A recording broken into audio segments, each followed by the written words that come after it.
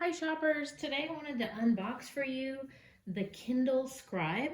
I am definitely a gadget person, so I wanted to show this to you and show you what it looks like once it arrives. So here's the box. And I did go for the 64 gigabyte with the premium pen. And then you can see talks about what all it comes with.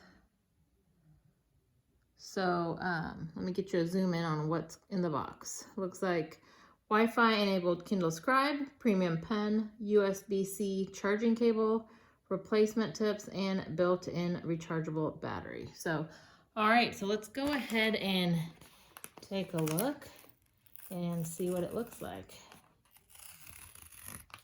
Bear with me, as I clearly have not opened this already. So I like to do these so that you get a view into what you can expect when you make your purchase. Let me make sure there's nothing else in the box. All right. So here is the actual device. Let me slide it out of its cover for us. It does come nicely packaged, so I do appreciate that.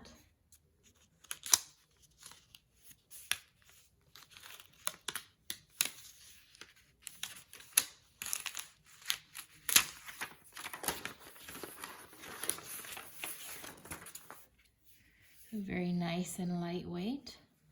You can see it's pretty thin, and you can see there's the power button here, and then your charging cable. See if there's any other buttons. There are 4 little rubber dots on each side, so you can lay that on a table. It came turned on to that welcome screen.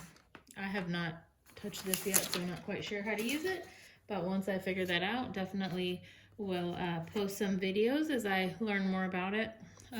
Let's take a look and see what the pen looks like.